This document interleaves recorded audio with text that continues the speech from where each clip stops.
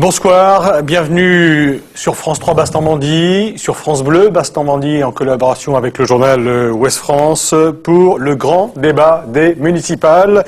Qui sera le maire de Caen pour les 6 ans qui viennent? Les urnes ont parlé dimanche dernier face à face pour ce second tour. Le maire socialiste sortant Philippe Duron et Joël Bruno, le candidat soutenu par l'UMP. Les deux hommes sont sur ce plateau. Ils vont débattre dans un instant. Bonsoir messieurs. Merci d'avoir accepté notre invitation. Pour vous interroger, je serai accompagné d'Aurélie Lelemaitre, responsable de la locale de Ouest France à Caen. Bonsoir Aurélie. Bonsoir Franck. Et Francis Gauguin, rédacteur en chef de France Bleu Basse-Normandie. Bonsoir Francis. Bonsoir Franck, bonsoir à tous. Et pour ceux qui suivent ce débat à la télévision, sur l'antenne de France 3 Basse-Normandie, eh bien, vous aurez en prime les dessins de Chonu. Chonu prêt à réagir à chaque déclaration des candidats. Voilà, on découvre son dessin pour les gens qui sont devant leur écran. Avant d'ouvrir le débat, on va rappeler les résultats de ce premier tour. Joël Bruno, vous arrivez en tête avec un peu plus de 30% des suffrages. Derrière vous, Philippe Duron, crédité de 26% des voix. Sonia Delaprovoté, qui menait la liste UDI Modem, totalise 18%. En quatrième position, Rudy L'Orphelin pour Europe Écologie Les Verts, 10% des suffrages. Le Front National et Philippe Chaperon, un peu plus de 7%. Étienne Adam pour le Front de Gauche, 5,81%. Et Pierre Kassevitz pour Lutte Ouvrière, moins de 2%. Nous avons effectué un tirage au sort pour savoir qui allait intervenir le premier et qui allait conclure cette émission. C'est donc Joël Bruno qui va commencer, donc c'est Philippe Duron qui terminera. Joël Bruno, vous arrivez en tête de ce premier tour. Dans quel état d'esprit êtes-vous ce soir? Et est-ce que vous attendiez à ce résultat? Quand on participe à une élection, c'est pour évidemment obtenir le plus possible la confiance des électeurs. Donc évidemment, ce premier tour est plutôt une satisfaction, mais une satisfaction mesurée, en ce sens qu'évidemment, il y a un deuxième tour, et comme dans toute compétition, ce qui compte, c'est la ligne d'arrivée finale. Est-ce que c'est un vote sur votre nom, Joël Bruno, ou est-ce que c'est un vote plus politique, plus national? Je pense qu'il y a un peu des deux, mon capitaine, hein, si je puis me permettre. C'est-à-dire qu'il y a forcément des sujets locaux et des sujets nationaux. Il y a aussi l'adhésion à un projet, je pense, et puis il y a en même temps, il faut bien le dire, une sanction à l'égard du maire sortant, M. Duron, qui a réussi à seulement mobiliser un canet sur 4 sur son nom. Philippe Duron, est-ce que vous vous attendiez à un résultat aussi faible? Vous êtes 4 points derrière Joël Bruno. Eh bien, écoutez, je m'attendais un peu à ce résultat, puisque le sondage que vous aviez commandité entre France 3 et France Bleu me donnait ce résultat. J'étais un peu déçu par rapport à ce résultat, mais pourquoi est-ce qu'on a un résultat aussi faible? Il y a deux phénomènes qui se sont conjugués. Il y a un phénomène national, une déception par rapport à la politique du président de la République et du gouvernement. On le voit dans toutes les villes françaises où la gauche perd 15 à 20 points. Ensuite, il y a une campagne qui a été uniquement centrée sur ma personnalité, sur ma personne, une campagne de dénigrement, une campagne de mensonges, une campagne de calomnie extrêmement grave qui a profondément perturbé les Canaises et les Canais et qui n'est pas à l'honneur de ceux qui l'ont conduite. C'était plus vrai sur vos alliés du Modem et de l'UDI. Est-ce que j'ai prononcé une seule fois la moindre calomnie à votre égard? Monsieur Bruno, vous avez aussi fait de la désinformation comme tout le monde dans cette affaire. Et comme tout le monde. J'ai quelques exemples sur ce sujet-là. Et quand on m'apprend cette semaine que, par exemple, j'aurais refusé d'accueillir le président Obama à Caen, les bras m'en tombent. Alors que c'est vous, votre parti, l'UMP, celui dont vous êtes le secrétaire général, qui, il y a 5 ans, vous étiez président de l'UMP, qui a confisqué l'arrivée du président Obama dans la préfecture pour 300 ou 400 militants de l'UMP. Donc, je pense que ce genre d'information, ce genre de rumeur est profondément dangereuse. Ça a été l'élément marquant. Ça a été le phénomène marquant. Votre bilan est excellent et je veux bien en discuter tous les jours. Alors, on va en parler, si vous voulez, des bilans simplement. Eh bien, écoutez, je pense que rappel. les gens ont été abusés par la désinformation que vous avez faite. Philippe Duron, Joël Bruno, je m'adresse à tous les deux et on va fixer les choses, je dirais, pour cadrer ce débat jusqu'à la fin. Il y a des chronomètres qui tournent en régie. Votre temps de parole est décompté. Et ce qui est pris maintenant ne pourra plus l'être après. Voilà. Mais je voulais revenir sur ces choses qui ont eu une extrême importance. Je l'ai vérifié en montant dans les quartiers. Je l'ai vérifié. Les fantasmes qui ont été répandus sur mes cumuls ou sur mes indemnités, 5 fois supérieurs à la réalité, ont fait des dégâts considérables. Réponse de Joël Bruno sur ce point-là, et on en arrive aux alliances qui sont produites cette semaine. Réponse Joël Bruno sur cette attaque. Je voudrais simplement dire que, contrairement à ce que vous semblez, que vous essayez d'exprimer ce soir, que il est bien temps que vous vous rendiez compte que c'est pas seulement sur le problème du cumul, Monsieur Duron, que vous êtes contesté. C'est sur votre mandat, enfin la façon dont vous avez exercé votre mandat et sur votre bilan. Et sur votre bilan. Et si vous étiez retourné auprès des habitants un peu plus tôt avant ces élections, peut-être auriez-vous eu le temps de corriger le tir. Oui, mais je pense que c'est corriger le tir par rapport à des calomnies, c'est très difficile. Le résultat excusez-moi, monsieur. Le résultat du premier tour, c'est aussi que le FN progresse à Caen. Il est à plus de 7%. Vous nous avez tous les deux dit que ça vous surprenait pas forcément, même si ça vous inquiétait beaucoup. Qu'est-ce que vous dites à ces électeurs et comment comptez-vous sur eux pour ce deuxième tour? Comment comptez-vous les mobiliser? Je pense qu'il faut mobiliser l'ensemble des abstentionnistes. Il y a eu 24 000 Canaises et Canais qui se sont abstenus dimanche. C'est vraiment très important. C'est très grave. C'est une ville, 24 000 habitants, qui n'est pas venue voter. C'est une ville qui s'exprime surtout dans les quartiers de la périphérie, là où les gens ont le plus de difficultés à vivre, là où ils sont en chômage depuis plusieurs années, là où leurs enfants sont en chômage, là où les questions de logement sont parfois difficiles. Eh bien, je leur dis que on ne peut pas changer une ville en 6 ans, que nous avons commencé à régler les problèmes du logement, que nous avons fait des efforts en matière de solidarité, en augmentant la subvention du CCAS de 20%, en réduisant le coût de la cantine pour les plus modestes à 38 centimes d'euros par repas, en faisant en sorte qu'il y ait une vraie solidarité à l'égard de ceux qui sont les plus faibles. Question de Francis Gauguin de France Bleu.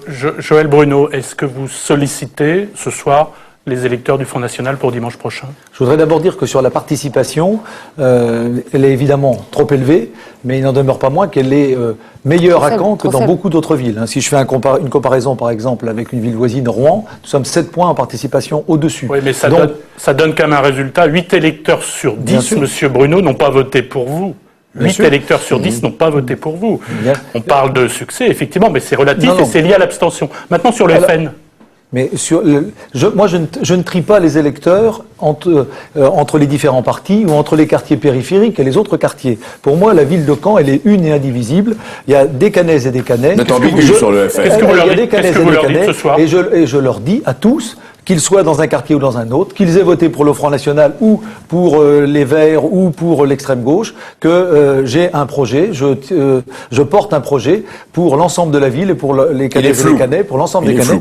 Bon, le projet n'est pas plus flou n'est pas plus flou que le vôtre, et il est très clair sur un certain nombre de points, et notamment sur des sujets que vous n'abordez pas beaucoup, Monsieur Duron, mais qui sont effectivement ressentis par un certain nombre de nos concitoyens, comme par exemple, c'est vrai, le problème de sécurité qui n'est pas, qui est une Parlons-en. Alors, parlons-en. On va parler, si vous voulez bien, d'abord, puisque il y avait 7 candidats au premier tour, on va parler des alliances. Il s'est passé plusieurs choses en début de semaine. Les écologistes vous ont rejoint. Rudy L'Orphelin, votre adjoint sortant, Philippe Duron, vous rallie pour ce second tour. À droite, Joël Bruno, vous avez le soutien sans surprise de celui de la Provoté. La candidate... C'est pas un soutien, c'est une alliance. Une alliance pour ce second tour. Les 2 listes ont fusionné. Est-ce que ça sera suffisant et l'un et l'autre dans votre camp pour faire la différence dimanche prochain? Philippe Duron, à propos de ce ralliement des écologistes. Mais c'est pas un ralliement. C'est comme l'a dit Monsieur Bruno, c'est une alliance. Il était évident, quand nous allions séparément devant les électrices et les électeurs, que nous nous retrouverions au deuxième tour. On a pas discuté, ou quasiment pas, la question des places, la question des responsabilités, parce que ça a été fait mécaniquement en fonction de la proportionnelle. On a en revanche discuté d'un certain nombre de sujets qui concernaient le pacte de gouvernance, qui concernaient le développement durable, qui concernaient la façon de construire dans cette ville. Et nous avons, au bout de quelques heures, trouvé un accord qui enrichit mutuellement nos deux plateformes. Monsieur Durand, France Bleu. On va y venir. Vous avez réussi donc l'alliance avec Europe Écologie Les Verts. En revanche, vous aviez réussi à rassembler il y a 6 ans. Et là, vous n'avez pas l'extrême gauche avec vous, qui n'appelle même pas à voter pour vous dimanche prochain. Ça, vous le ressentez comment? Mais la dernière fois, l'extrême gauche n'était pas non plus sur notre liste en 2008. Francis Gouin. Mais vous aviez rassemblé plus largement. Non, pas du tout. Sur l'extrême gauche. Non, pas du tout. Absolument pas. Alors sur l'extrême gauche, je crois que l'extrême gauche proposait d'être sur la liste, mais de n'en être pas solidaire. Je leur ai proposé d'avoir au moins un pacte sur les valeurs. Ils n'ont pas voulu engager cette discussion avec nous et il n'était plus possible à ce moment-là de faire une alliance puisqu'il n'y avait pas de valeurs communes ni de propositions communes. Mais l'extrême gauche est claire. Elle n'appelle pas à voter, mais elle appelle à faire barrage contre la droite. Donc, d'une certaine façon, ça revient un peu au même. Alors, la droite et le centre qui sont unis si je puis me permettre. Pour ce second tour. Moi, j'aurais souhaité qu'on puisse dégager un certain nombre de valeurs. Ils ne l'ont pas souhaité, c'est leur responsabilité. Francis Gauguin faisait référence à ce qui s'était passé en 2008. En 2008, à droite et au centre, il y avait eu division et puis rapprochement entre le maire sortant, qui était à l'époque Brigitte Le Breton, et son premier adjoint, Luc Dincombe, rapprochement de façade qui avait été mal compris par les électeurs. Est-ce que, Joël Bruno, vous avez l'impression que les choses sont présentées différemment et seront perçues différemment? Je pense qu'elles seront effectivement perçues différemment, parce que cette campagne l'a illustré de A à Z. D'abord, je n'étais pas partie prenante en 2008, mais en tout cas là, nous avons fait une campagne correspondant à l'esprit des institutions de la Ve République, dans une élection en 2 tours. Chaque sensibilité s'exprime, et les sensibilités qui sont les plus proches les unes des autres se rapprochent en vue du second tour. C'est ce que nous avons fait. D'ailleurs, les choses étaient préparées à l'avance, elles se sont faites très naturellement, et nous n'avons pas eu besoin de discuter pendant une nuit et un jour sur une plateforme commune. Tout s'est fait extrêmement rapidement. On a connu quand même votre liste le lendemain soir, c'est-à-dire que vous avez célébré le mariage avant d'être passé chez le notaire. Alors justement, parlons du mariage. Il fallait simplement que chacun des colistiers signe, et on ne les a pas tous réveillés pendant la nuit. J'ai l'impression quand même que ça s'est fait plus vite. Est-ce que ça veut dire que vous êtes d'accord sur tout, entre l'UMP, l'UDI et le MoDem? Je vais prendre un exemple. Vous avez sur votre liste une militante de la Manif pour tous contre le mariage gay.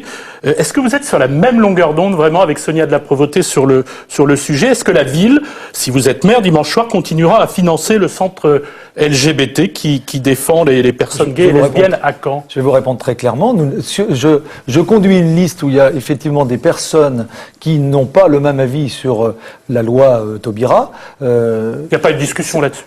Il n'y a pas eu de discussion là-dessus. C'est une liste de rassemblement avec encore une fois des personnalités, des Canaises et des Canais engagés pour la ville de Caen, au service de la ville de Caen et de leurs concitoyens, et qui expriment différentes sensibilités. Est-ce que vous ne craignez pas que certains électeurs, justement, par rapport à la présence de cette militante contre le mariage pour tous, quelque part, tournent le doigt à la liste? Écoutez, ça peut être de nature à les inquiéter. Le premier tour a parlé de lui-même, et je n'ai pas l'impression, puisque j'ai moi-même été effectivement, je n'étais pas favorable à la loi en question pour les problèmes de filiation que ça pouvait poser. J'ai pas l'impression, entre guillemets, d'être quelqu'un qui soit sectaire et qui ne puisse pas entendre d'autres opinions. Et pour répondre directement à votre question sur le financement de l'association LGBT, si je suis élu maire dimanche, nous ferons pour l'association LGBT comme pour d'autres associations, c'est-à-dire que les subventions seront accordées en fonction du travail utile à la collectivité que cette association peut fournir. Donc pas d'ambiguïté là-dessus. Et il n'y a aucune ambiguïté là-dessus. Et bien évidemment, puisque je vois bien où vous voulez en arriver éventuellement, je peux même vous dire que à Caen comme ailleurs, on appliquera la loi et que bien évidemment, les mariages entre personnes homosexuelles seront célébrés à Caen comme ailleurs. Allez, on va évoquer la première grande thématique de ce débat, la question de quel maire serez-vous si vous êtes élu ou réélu dimanche prochain?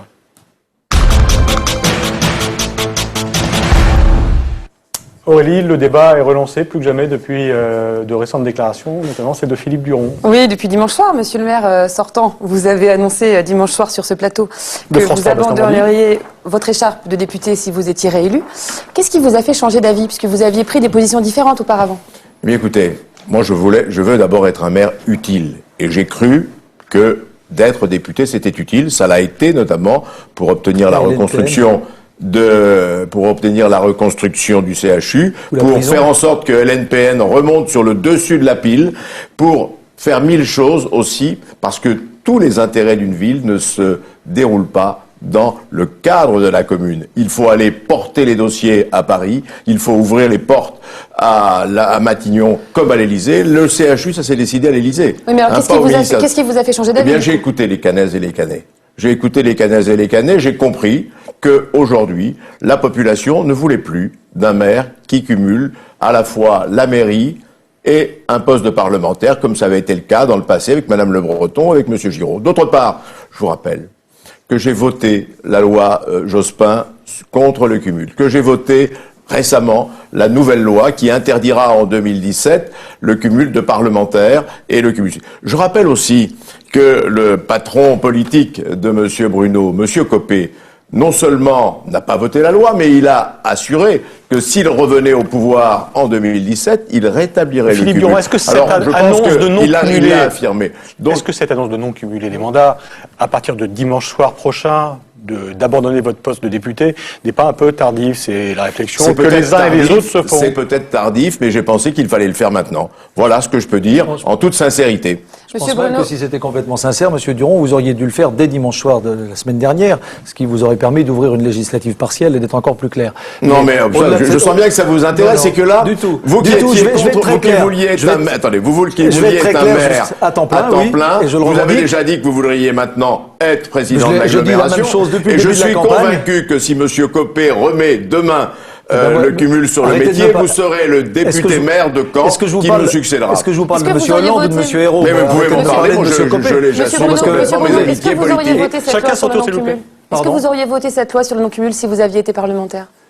Je l'aurais pas voté comme celle-ci. C'est-à-dire que je pense effectivement qu'on peut être en situation de cumul entre une petite commune, par exemple, et un mandat parlementaire. Là, le coup près tel qu'il est aujourd'hui me paraît pas justifié. En revanche, de fait, je ne suis pas d'accord avec ceux qui pensent qu'on peut cumuler la mairie d'une grande ville et avec une agglomération la plupart du temps, plus un mandat de parlementaire. Et donc, très clairement, quand je dis que je serai maire à temps plein, je l'ai écrit dans tous mes documents, je serai effectivement, si évidemment les électeurs me font confiance et si mes collègues de l'agglomération, mes collègues maires de l'agglomération me font confiance, pour des raisons d'efficacité, je briguerai entre guillemets la présidence de l'agglomération et c'est évidemment tout. Donc je démissionnerai évidemment du conseil régional. C'est indissociable donc pour vous, maire et président de la communauté d'agglomération. Vous êtes d'accord sur... C'est d'autant plus indissociable que la situation de l'agglomération exige qu'il y ait un certain nombre de mesures sans doute courageuses à prendre. Vous ne partagerez pas les rôles avec Sonia Davos. Ah bah oui, la décision que vous avez prise, c'est d'augmenter les impôts successivement chaque année. Nous avons fait aussi beaucoup d'économies. Nous avons demandé aux communes d'être moins reversées en matière de solidarité. Mais moi, je suis d'accord avec vous. Ne boudez pas votre plaisir. Je suis d'accord avec vous. Nous avons un point. Vous fusionné alors. Mais en revanche, je m'inquiète parce que j'ai lu dans Liberté hier ou ce matin que le MoDem avait l'intention de présenter Monsieur Thomas à la candidature de président de l'agglomération. Donc je pense que vous allez avoir des difficultés ou des discussions assez vives et du mal peut-être à faire une majorité. Une question je ne crois pas que ça ait été dit à l'autre. Ah ben écoutez, c'est ce que... En tout cas, c'est pas ce qui a été dit à la conférence de presse commune que nous avons faite justement, en l'occurrence pour le MoDem avec M. Thomas. S'il vous plaît, Liberté. Une question à l'un à l'autre. Philippe Duron, demain, si vous êtes réélu maire de Caen, vous abandonnez votre poste de député, on l'a bien compris. Si vous êtes battu demain à la mairie de Caen, est-ce que vous restez conseiller municipal? Bien sûr, bien sûr. D'opposition, donc. Et alors, mais l'opposition est quelque chose d'utile dans une démocratie. Il faut qu'il y ait un débat démocratique entre la majorité et l'opposition. De surcroît, j'ai un bilan à défendre. De surcroît, faut préparer aussi la relève des générations. Donc, à mon avis, vous serez le chef de l'opposition si Joël je ne sais pas si je ne briguerai pas le titre de chef de l'opposition. Moi, vous savez, les enjeux de pouvoir ne m'intéressent pas beaucoup. Ce qui m'intéresse, c'est la conduite des projets. Ne riez pas, ne riez pas parce que vous le savez aussi. Lorsque j'étais maire de Louvigny, ce qui m'a intéressé, c'était de lutter contre les inondations. C'est Joël Bruno, cet hiver, les gens ont les pieds au sec. Lorsque j'étais président de la région, ça a été de sauver le projet du Mont-Saint-Michel. Sur cette question-là, j'ai dit une question à l'un à l'autre. L'arrivée des Bretons. J'ai dit une question. Le CHU. Voilà ce qui m'intéresse. Des Bretons qui a sauvé une question à l'un à l'autre. Parce que M. Delyon, le conseiller de M. Villepin, voulait arrêter le projet du Mont-Saint-Michel. Une question à l'un et à l'autre. J'ai posé la question à Philippe Duron, je la pose à Joël Bruno. Que ferez-vous demain si vous êtes élu maire de Caen? Est-ce que vous abandonnez votre poste à la région? Vous êtes chef de l'opposition. D'accord. Pas sérieuse. Bien sûr. Bah c'est sérieux, mais bien sûr. On a pas mal parlé de solidarité entre vous dans cette soirée de dimanche soir, ce début d'entre-deux tours. Quel type de relation souhaitez-vous nouer avec les habitants? Comment comptez-vous les aider? On est en grande difficulté. Joël Bruno, je m'adresse à vous. Vous savez qu'il y a beaucoup d'attentes et d'urgences sociales.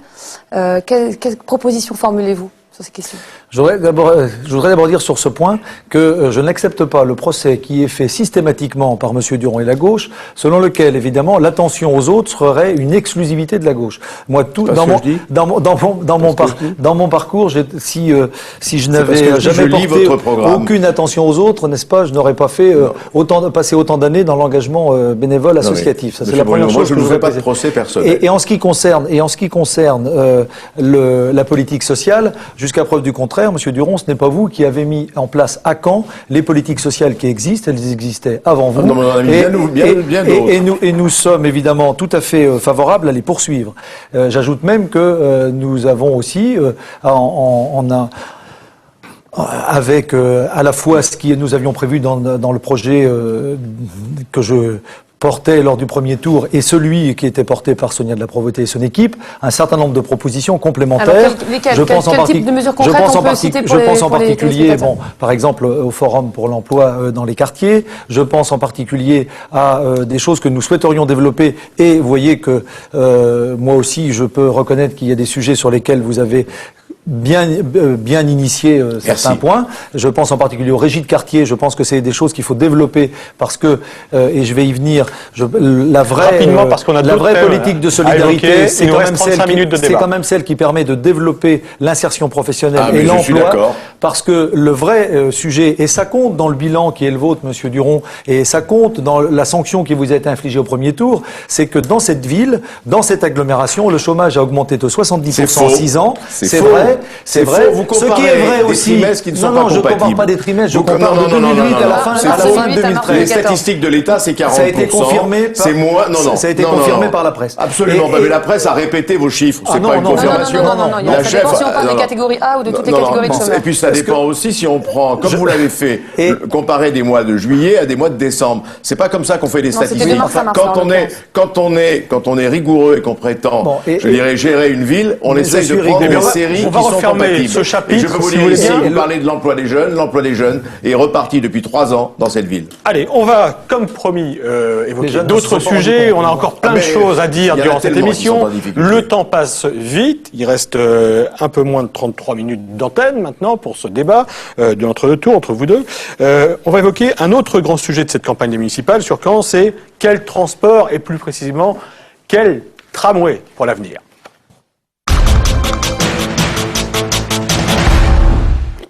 Voilà, faut-il investir des millions d'euros dans un nouveau tram? Francis, c'est une des questions qui anime la campagne depuis plusieurs mois maintenant. Oui, alors pour l'instant, il y a une seule ligne de tramway sur un axe nord-sud, une ligne qui fait un peu plus de 15 km. Une deuxième est donc en projet, avec changement du matériel, puisque on projette un tramway fer. Coût total de l'opération, 300 millions d'euros. Au moment de glisser leur bulletin dans l'urne, dimanche prochain, les Canets ont besoin de savoir, Joël Bruno, tramway ou pas tramway, Philippe Duron, qui paie ce tramway, qui le finance, ce tramway nouveau, et a-t-on vraiment les moyens de se l'offrir? Alors d'abord, tramway ou pas tramway, Joël Bruno? Je vais répéter ce que je dis depuis le début de la campagne. Je dis sur la ligne 1, tramway fer après 5 ans de prolongation du tramway actuel, du TVR actuel, avec évidemment un certain nombre de travaux de maintenance qui n'ont pas été faits suffisamment, et là la responsabilité en incombe aux syndicats, et ce sera évidemment un tramway fer parce qu'il y a plus de 40 000 personnes à transporter par jour, et je dis aussi parallèlement que la ligne 2, il faudra, parce que nous souhaitons remettre effectivement ce dossier globalement à plat, la ligne 2, dont l'espérance entre guillemets de fréquentation s'élève à 27 000 passagers par jour, ne justifie pas un tramway fer dont le coût est bien plus important que d'autres systèmes, comme par exemple le bus à haut niveau de service. Et il y a aussi un certain nombre d'avancées technologiques qui peuvent permettre d'envisager effectivement d'autres solutions. 76. Donc encore une fois, donc le sujet, c'est pas contrairement à ce que Monsieur Duron voudrait faire croire. Nous ne sommes pas opposés à un tramway. Nous sommes favorables au transport. Nous sommes favorables au transport en site propre et pas forcément au tramway. Je dis simplement que pas forcément 76% des Canets le souhaitent ce tramway. Pour informer, oui, 76%. Pour informer convenablement nos concitoyens. Je veux bien comprendre le financement après quand même. Il faut dire que ce que préconise Monsieur Bruno, c'est-à-dire faire comme Nancy, investir plus pour la maintenance pendant les 5 ou 6 ans qui viennent. Nous l'avons fait depuis 2010. Nous avons passé le coût de la maintenance de 4 à 8 millions, sans aucun effet. Il faut savoir que en 2012, il y a eu 912 pannes sur ce tramway, quand il y en a eu 2 en une année à Dijon. Est-ce qu'on peut le financer, ce nouveau tramway ? On va pouvoir le financer. Je voudrais dire aussi que vous comparez ici d'une façon inexacte. Je ne vous le reproche pas, mais vous manquez encore un peu de renseignements sûrement. Vous comparez deux lignes qui ne sont pas les mêmes. Vous comparez une ligne de 15 km et une ligne de 7 km. Quand on regarde la fréquentation au kilomètre, qui est le critère qu'utilisent les spécialistes, eh bien, la fréquentation, elle est identique. Elle est identique. Alors, parlons du financement. Le financement, quelle répartition ? Pour tout grand projet, il faut avoir un autofinancement d'à peu près 30%. Et aujourd'hui, le tramway, il est financé déjà avant même que nous ayons la subvention du 3e appel à projet de l'État. Il est déjà financé à plus de 100 millions d'euros. Ce qu'on a vu dans la presse ces derniers jours, c'est que 15 millions d'euros ont été octroyés par la région, 15 millions d'euros. Il y a 20 millions. On n'est pas aux 300 Écoutez, je ne vais pas dire de bêtises, je vais reprendre ma fiche parce que ici on parle chiffres. C'est l'autofinancement, c'est l'emprunt. Mais non, pas du tout. Mais non, Monsieur Bruno. Bah si, pour mais non, c'est pas de l'autofinancement l'emprunt. Alors là, vous m'inquiétez. Si vous confondez, non. Si vous confondez l'autofinancement et l'emploi, je m'inquiète pour les finances de la ville et de l'agglo. Non, vous inquiétez pas. Il y avait 15 millions d'euros de l'Union européenne. L'autofinancement, c'est les économies que le syndicat a réalisées depuis plusieurs années pour préparer le financement du tramway. L'autofinancement du syndicat, quand on regarde les comptes, diminue d'année en année. Il y a 20 millions d'économies dans le syndicat, Monsieur Bruno. Deuxième élément, il y a plusieurs types de subventions. Il y a les subventions de la région. Le président Beauvais a annoncé 15 millions. Il y a les financements de l'Europe.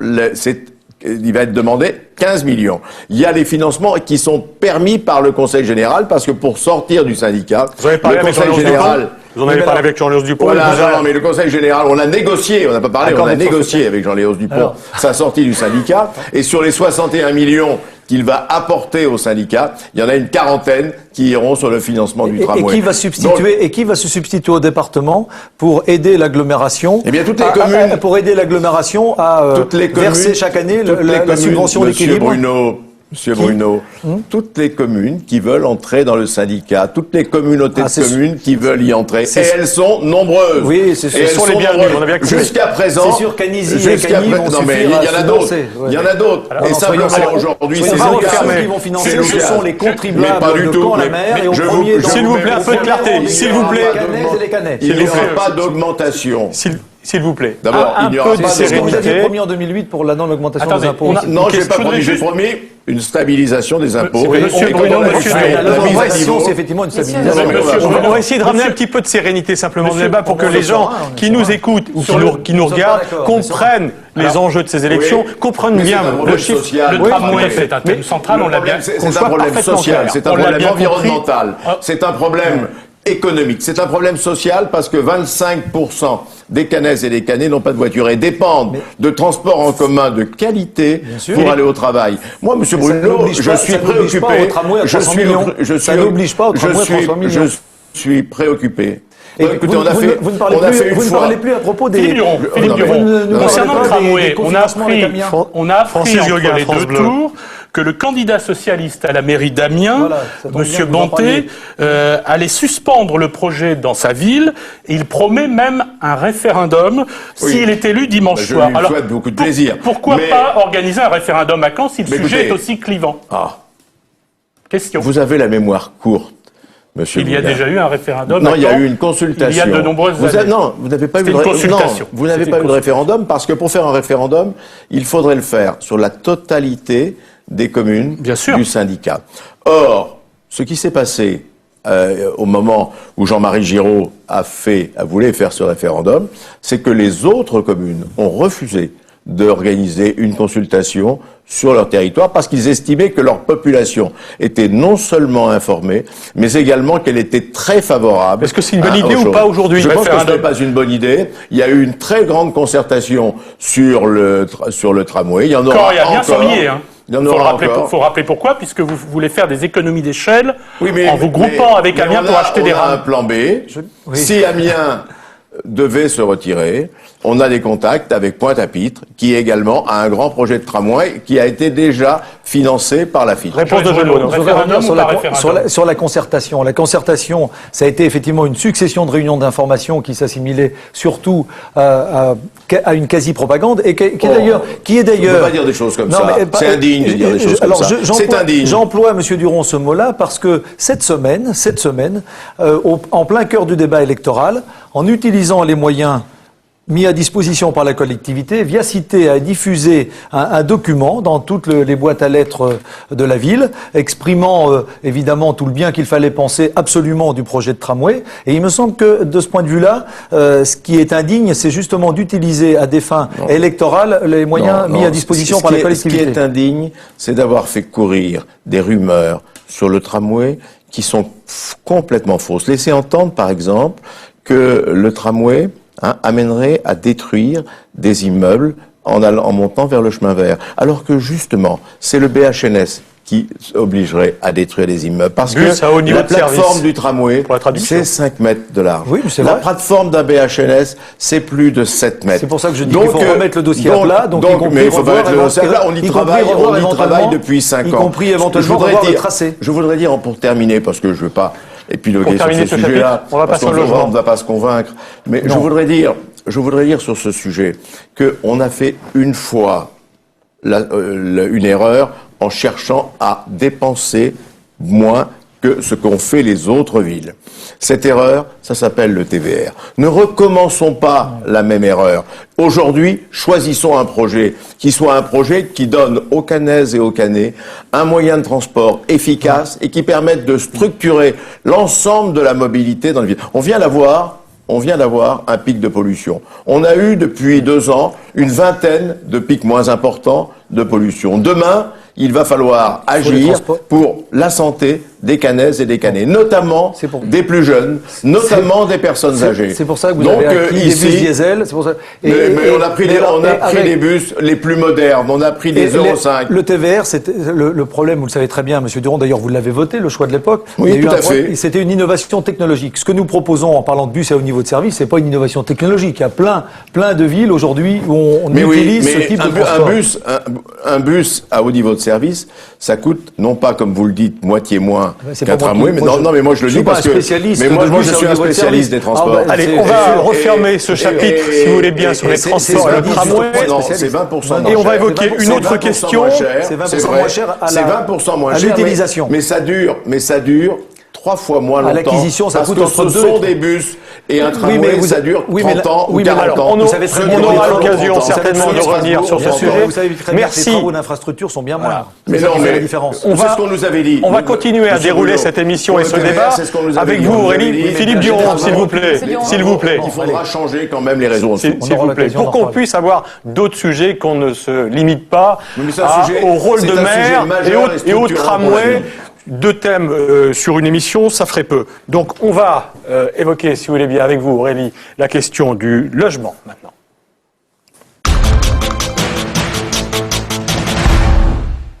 Quel type de logement voulons-nous? Du neuf, de la rénovation, des logements plus écolos? Combien, à quel prix, dans quel secteur? Ce sont des questions qui sont posées. Là aussi, Aurélie, il y a des choix politiques à faire. Oui, tout à fait. Caen a perdu beaucoup d'habitants. Ça a tendance un petit peu à se stabiliser, notamment parce que, au cours du mandat écoulé, votre équipe, Monsieur Duron, a construit 600 logements par an. Vous voulez passer à 700 logements par an dans vos propositions si vous êtes réélu dimanche soir. Mais est-ce que c'est assez? Est-ce qu'on peut poser aussi la question du type de logement? Est-ce que toutes ces réflexions-là se recoupent toujours? Et peut-être pouvez-vous nous détailler un petit peu tout ça? Ah mais bien, avec grand plaisir. Le logement, je veux dire, c'est notre fierté de ce mandat. Parce que on était dans une sous-production de logements à Caen, 320 logements par an dans le mandat de Madame Le Breton, le mandat UMP. Hein. Nous sommes passés à plus de 600 logements. Mais est-ce que la quantité, c'est assez? Non, mais la quantité, ici, pour ne pas perdre de population, il faut atteindre 700 logements. C'est ce que les techniciens appellent le point mort. C'est ce que Jean-Marie Giraud avait fait dans les années 90. Hein. Il avait construit 8000 logements, il n'avait gagné que 800 habitants. Et aujourd'hui, il faut non seulement gagner le pari de la quantité, mais il faut gagner aussi le pari de la qualité et de la diversité des logements pour les Canaises et les Canais. Qu'est-ce qu'il faut? Il faut rapidement, des logements... Philippe Duron, parce que vous avez pas mal de temps d'avance par rapport à Joël Bruno depuis le début de cette émission. Si vous voulez bien... sur la question du logement. J'ai du retard, vous voulez dire? Vous avez de l'avance par rapport au temps de parole, oui. Ah bon, allez, très bien. Donc allez-y, c'est du temps que vous devrez rendre à la fin de l'émission.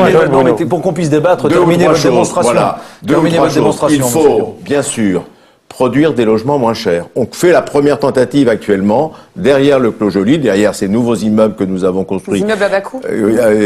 Pierre, pas à bas coût. Non, mais avec de nouvelles méthodes de construction, hein, et, comment dirais-je, Caen Habitat est en train de faire la première tentative. Et ça intéresse même les promoteurs privés qui se disent que si on peut le faire aux Pays-Bas, si on peut le faire en Scandinavie, si on peut le faire en Allemagne, on doit pouvoir y arriver en France. Ça, c'est la première chose.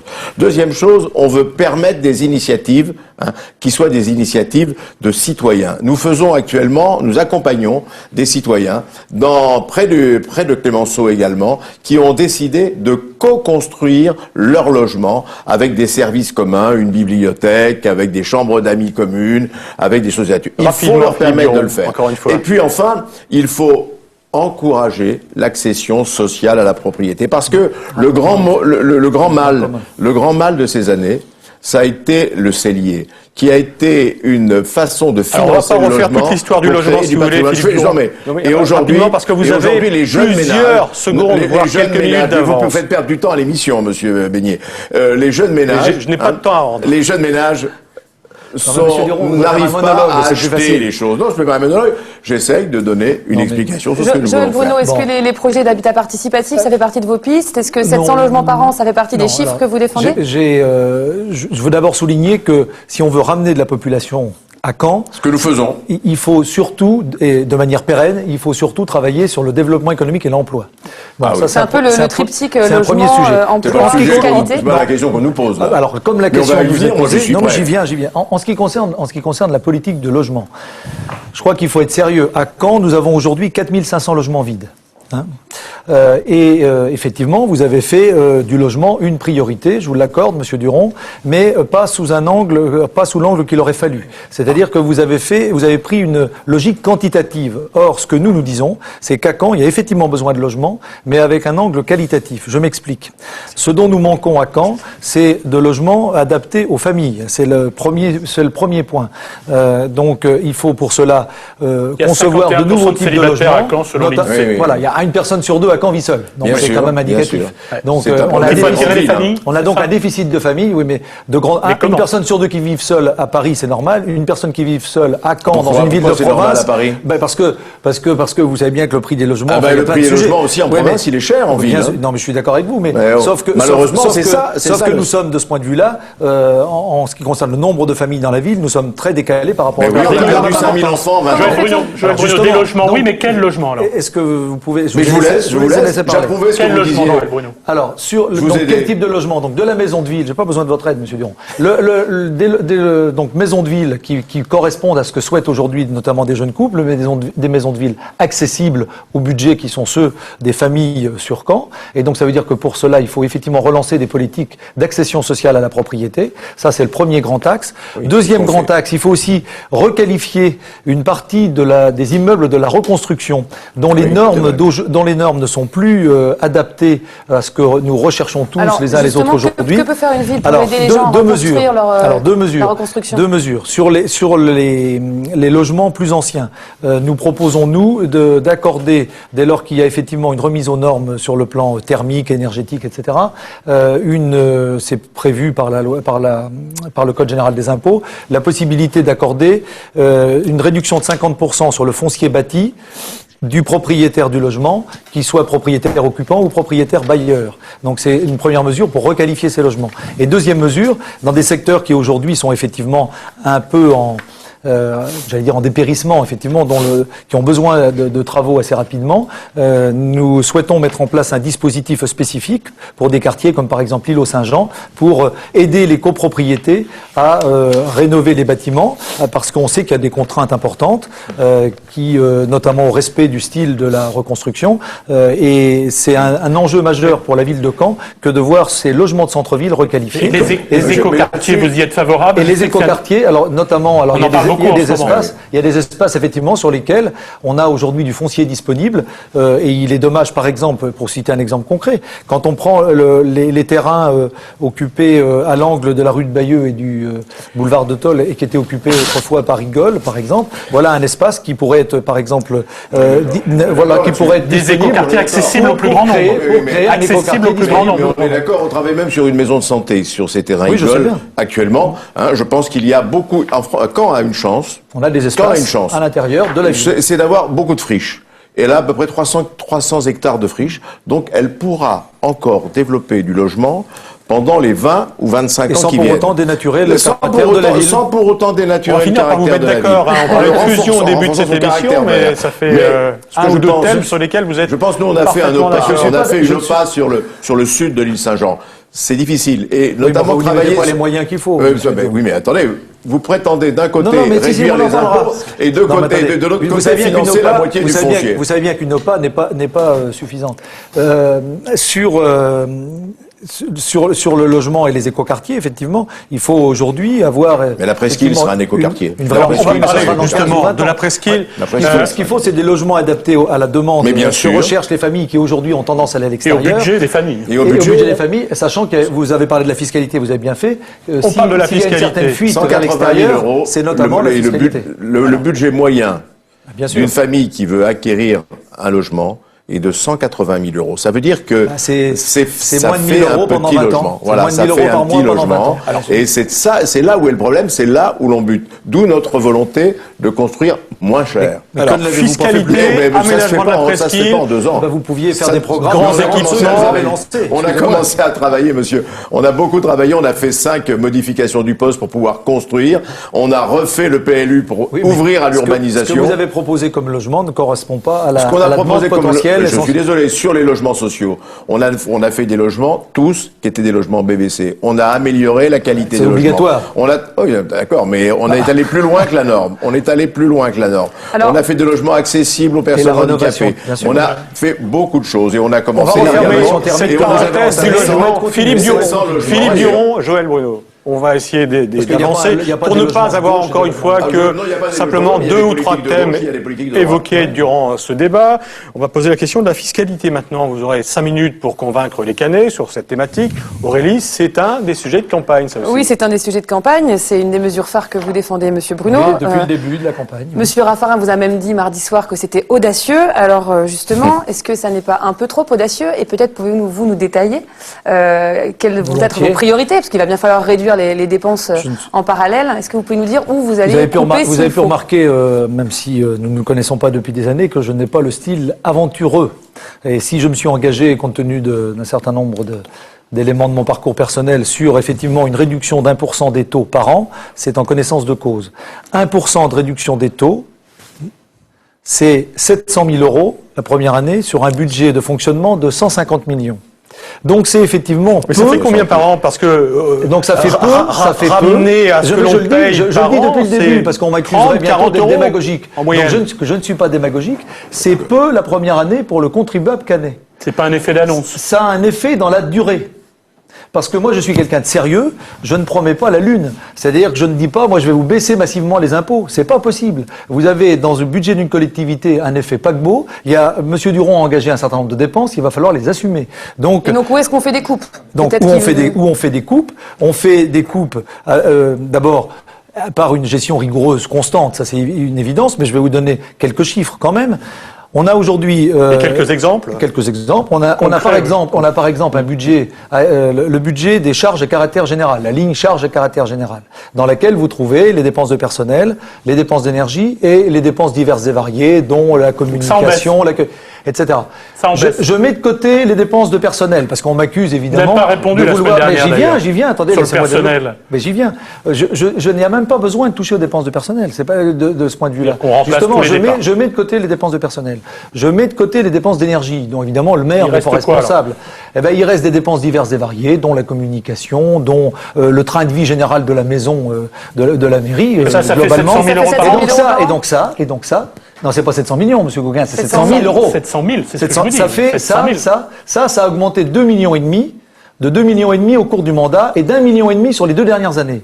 Donc, vous voyez, ça fait déjà un peu de marge de manœuvre. On peut en récupérer un peu, déjà. On peut en récupérer un peu. Et il y a un deuxième élément qui, là, peut faire des économies effectivement substantielles, mais là aussi dans la durée, en ayant une politique sérieuse et continue, c'est effectivement de poursuivre, je sais, vous allez me dire que vous l'avez commencé, mais il va falloir aller beaucoup plus loin, et pas seulement au niveau de la ville de Philippe Duron sur cette question de la fiscalité. Vous m'avez dit que j'étais en retard, donc je termine. Excusez-moi, monsieur Beignet. Et donc, le deuxième élément, c'est effectivement une mutualisation plus poussée entre la ville et l'agglomération. Et par exemple, je sais pas, j'ai pas encore eu le temps de lire Liberté, Monsieur Duron, mais je pense que vous l'avez lu aussi. Je proposerai évidemment, si je suis élu, qu'on mutualise davantage et qu'on commence notamment par avoir la même direction des services entre la ville-centre, Caen et l'agglomération. On garde le même nombre d'adjoints?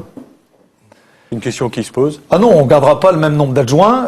Je me suis engagé sur 10. On parlait pas d'emploi. Voilà, mais voilà, si vous voulez. Alors, cela dit, parce que le peu d'expérience que j'ai quand même de la gestion des collectivités me fait dire qu'il faut éviter quand même de multiplier le nombre d'adjoints. Parce que dans toute collectivité, c'est la même chose quand vous multipliez le nombre de vice-présidents, et vous savez bien ce qu'il en est à l'agglomération, Monsieur Duron. Il y aura combien d'adjoints? Vous 13, avez 12 Attendez, vous avez de toute façon une propension naturelle à chacun à se comporter en quelque sorte en ministre dépensier. Donc c'est pour ça que je suis favorable à une équipe resserrée. J'ai parlé de 10 pour être très transparent. Pour être très clair. J'ai parlé de 10 dans mon projet. Mes partenaires pensent qu'il faut un petit peu plus, mais de toute façon, ce sera en aucun cas 20 comme Monsieur Duron. Je crois bien même que c'était 21. Voilà. On me signale que vous êtes parfaitement à égalité en temps de parole. Ah bah voyez. Peut-être Monsieur Duron sur la fiscalité, Philippe Duron. Si par hasard et si par malheur Monsieur Bruno était élu maire de Caen par malheur dimanche pour prochain, par malheur pour les Canaises et les Canais, oui, bien sûr. eh bien, il serait très déçu parce que les dépenses réelles de fonctionnement ont très peu avancé en monnaie réelle, hein, c'est-à-dire qu'elles ont progressé de 1,34% par an, quand l'inflation était de 1,7% par an. Elles ont augmenté de 19 millions mais c'est faux. Mais c'est faux. 19 millions divisé par 6, ça fait pas ce que vous trouvez. Monsieur Duron, proposez-vous de stabiliser les taux pendant toute la durée du mandat si vous êtes réélu? Oui. Vous aussi, vous serez peut-être confronté à des coupes, puisque les subventions d'État vont peut-être, elles, diminuer, les dotations d'État, pardon. Moi je sais où trouver les économies. On a commencé à en trouver en mutualisant le CCAS et la ville, en mutualisant une partie des dépenses de la ville et de l'agglomération. Et quand on regarde les dépenses en euros constants, elles ont baissé de 3% pendant la durée du mandat. Et ça, il faut pas le regarder dans des revues diverses et variées. Il faut regarder. Accordez-moi le fait que je sois capable de regarder les comptes administratifs aussi. Il faut regarder les comptes administratifs. Oui. Et les comptes administratifs ne mentent pas. Alors, moi, ce que je veux dire sur la fiscalité, c'est que je m'engage donc à ce qu'elle soit stable. J'ai pris 2 engagements. Le premier, c'est que nous n'augmentions pas les taux de la ville pendant les 6 ans à venir. Et que si... Vous aviez pris le même engagement en 2008. Non, moi, j'avais pas pris cet engagement-là. J'avais dit que... Stabilité des impôts, vous avez dit. J'avais dit qu'on sera stable autant que faire se peut. Ah oui, autant que faire se peut. Non, mais... Autant que faire se peut. Parce qu'il fallait d'abord qu'on fasse l'audit des finances et je vous encourage. trop facile. Je vous encourage à faire un audit quand vous arriverez. Je n'y manquerai pas en arrivant. Ça permettra d'avoir une vision objective des choses. Ensuite, j'ai pris deuxième engagement, c'est que si nous devions augmenter sensiblement les impôts à l'agglomération, ce qui n'est pas impossible et ce qui ne dépend pas du seul maire de Caen, mais des 35 maires de l'agglomération, ça dépend surtout des dépenses un peu importantes que vous avez engagées. Je baisserai d'autant les taux de la ville de Caen. Ça, c'est un engagement que vous... C'est des engagements fermes que je prends aujourd'hui. Que vous prenez aujourd'hui, pour parce les que ça ne fait 6 pas ans. partie de votre programme, ça, au départ. Si, c'est marqué dans mon programme. De baisser la fiscalité cannaise. J'ai pas dit de baisser, madame. Non, mais j'ai dit de maintenir le taux, la maintenir, de faire en de ne sorte pas que augmenter les taux et de ne pas augmenter la pression. Mais je voudrais rappeler 2 choses. La fiscalité cannaise, elle a beaucoup augmenté. Mais c'est pas notre fait. Nous, on a augmenté de 6,5%. Ça veut dire que les 93,5%, c'est nos prédécesseurs qui les ont augmentés dans les années 80, dans les années 70, énormément. Et puis, il nous reste 8 minutes. Et puis, dans les impôts que payent les Canets, il y a surtout les impôts du Conseil général, qui eux, depuis 2005, ont augmenté de 23%. Allez, donc, Philippe Duron, c'est Madame de la Provoté, votre parole. Il nous reste 8 minutes demain, qui, si vous êtes élu, sera là, qui est, elle, une maniaque de la fiscalité. Philippe Duron, juste un mot. Vous qui avez augmenté les impôts partout. Vous avez 1 minute 30. J'ai remis de l'ordre. J'ai remis de l'ordre. Vous avez remis J'ai remis de l'ordre partout où je suis passé.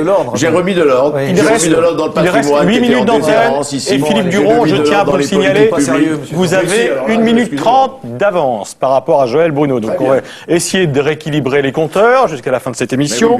Et on va évoquer un dernier chapitre qui est celui de l'image que vous souhaitez donner à la ville de Caen dans les 6 ans qui viennent pour 2020. On va vous entendre l'un et l'autre sur vos propositions.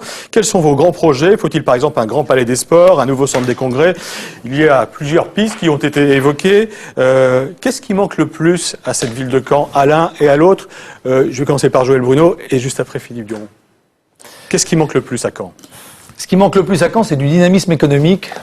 C'est une stratégie de développement économique au service de l'emploi. C'est ça qui manque le plus à Caen.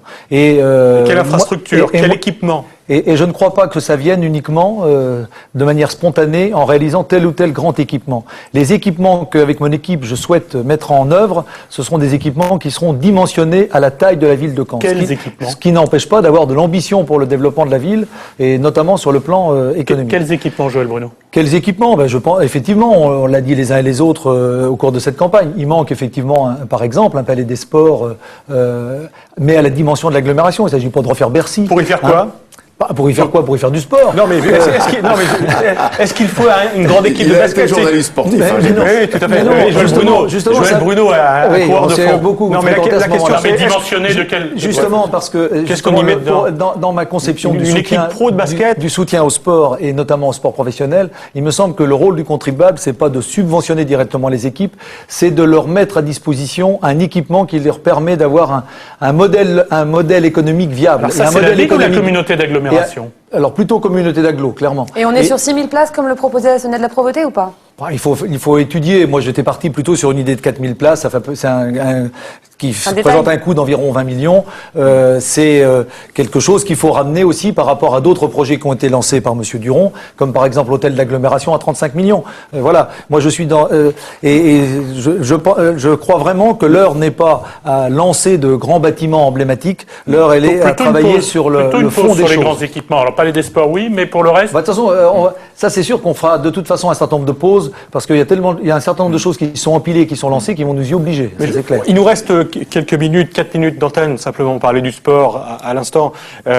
Faut-il avoir une grande équipe professionnelle sur Caen, de basket, de football? Je voudrais revenir un peu. Oui, rapidement. Sur le camp, vous imaginez quand nous sommes arrivés, nous avons trouvé des grands équipements à l'abandon. Un stade nautique qu'il fallait fermer. Il a fallu investir 2 millions d'euros immédiatement pour des raisons de sécurité. Une bibliothèque qui était dépassée. Un TVR qui partait en morceaux. Et nous avons déjà déjà redonner de l'attractivité à la ville par des équipements qui sont de haut niveau. Je suis d'accord avec Joël Bruno. Encore une fois, je suis d'accord sur le Palais des Sports. Il faudrait un Palais des Sports au niveau de l'agglomération. Je ne sais pas non plus quelle est la bonne jauge, mais ça, il faut se mettre d'accord avec nos 35 collègues, et ça n'est pas facile. Et puis il manque une grande équipe sportive. Oui, moi je pense qu'on peut faire une grande équipe sportive en basket. Ça, je pense qu'aujourd'hui, il y a vraiment ici quelque chose qui nous rappelle le début des années 70, mais j'ai aussi de l'espoir pour les choses. Mais ce que je pense sur ce sujet, c'est que nous aurions intérêt à faire en sorte que les équipes professionnelles relèvent de l'agglomération, que nous puissions mutualiser, par exemple, en basket féminin, Mondeville et Ouistreham, et que ici, une grande équipe de foot. Non mais, rapidement, il reste 3 minutes. Nous sommes d'accord sur les équipements d'agglomération. En revanche, le peu d'expérience, n'est-ce pas, que j'ai dans le domaine du sport me pousse à dire que ce n'est pas à la ville de déterminer si nous devons avoir une grande équipe de basket. C'est aux sportifs. Voilà, tout à fait. Mais c'est aux sportifs de prendre l'initiative et de s'occuper. Aux sportifs de gagner déjà, pour pouvoir monter. Là-dessus, c'est pas là-dessus qu'on a le plus de clivage. Voilà. Alors vous êtes d'accord, donc Palais des Sports. On n'est pas en désaccord, disons. Bon, vous avez le droit de dire que vous êtes d'accord avec moi. On arrive à la fin de cette émission, pratiquement. L'image de Caen en 2020, vous la voyez comment, justement, si vous deviez la définir, cette ville, en une phrase? Joël Bruno, c'est quoi l'idéal du maire de Caen que vous pourriez... Vous la rêvez comment, cette ville, en 2020, Joël Bruno? Une ville qui a gardé sa taille humaine, enfin sa dimension humaine, mais qui a retrouvé un nouveau dynamisme sur le plan économique et qui s'est associé qualité d'entreprendre et qualité de vie. C'est ça. Et tout ça à proximité du Grand Paris, qui est quand même une chance. On n'a pas beaucoup parlé malheureusement dans cette émission de stratégie de développement économique. Et encore une fois, c'est pour moi le point essentiel et c'est le cœur de tout projet. Philippe Duron, vous la rêvez comment, cette ville de Caen en 2020? Moi, je l'ai dit dans mon programme, c'est une ville créative. C'est-à-dire une ville qui parie sur les grands atouts dont elle dispose déjà. Son université, ses laboratoires de recherche, pour que l'innovation soit au cœur de la stratégie de développement économique. Parce que je pense aussi qu'il faut doper l'économie, qu'il faut trouver les secteurs qui remplaceront les secteurs traditionnels. Et puis, je n'ai pas fini. La créativité, c'est aussi la culture. La créativité, c'est aussi l'innovation environnementale. D'accord. Caen, capitale régionale, capitale du Grand Ouest, est-ce que c'est quelque chose que vous défendrez? Vous êtes élu de la région, c'est quelque chose que vous imaginez justement demain, en 2020? Caen doit être une ville extrêmement dynamique dans le cadre d'une métropole normande qui travaille plus étroitement qu'elle ne le fait aujourd'hui avec Le Havre et Rouen. Et tout ça dans une Normandie qui doit sans doute être plutôt une région axe-Seine. Voilà, mais enfin, on est sur des débats pour demain. Qui sont plus régionaux. Voilà. Mais quand capitale de la Normandie, ça sera une autre question qui sera posée en temps voulu, certainement l'année prochaine, en 2015. Vous avez 40 secondes pour conclure, et l'un et l'autre. On commence par Joël Bruno, puisque c'est Philippe Duron qui va conclure. Moi, je voudrais dire, puisqu'on arrive à la fin, finalement, de cette joute électorale, que l'enjeu de l'élection de dimanche, c'est pas une revanche d'un camp contre un autre. C'est projet contre projet. Et moi, la seule ambition que j'ai, c'est de représenter effectivement, de porter un projet pour Caen qui rassemble les Canaises et les Canais, d'où qu'ils viennent et quels qu'ils soient. L'équipe que j'ai conduite a remis Caen en mouvement. J'invite les Canaises et les Canais à nous donner encore 6 ans pour faire mieux en matière de solidarité et mieux en matière de développement économique. Eh bien, on terminera par cela. Vous êtes pratiquement à égalité dans les temps de parole. Merci d'avoir participé à ce débat. Merci Francis Gauguin pour France Bleu Basse-Normandie et Aurélie Lemaître pour Ouest France. Merci Chenu qui nous accompagnait sur l'antenne de France 3 Basse-Normandie. Bonne soirée et à dimanche pour les résultats.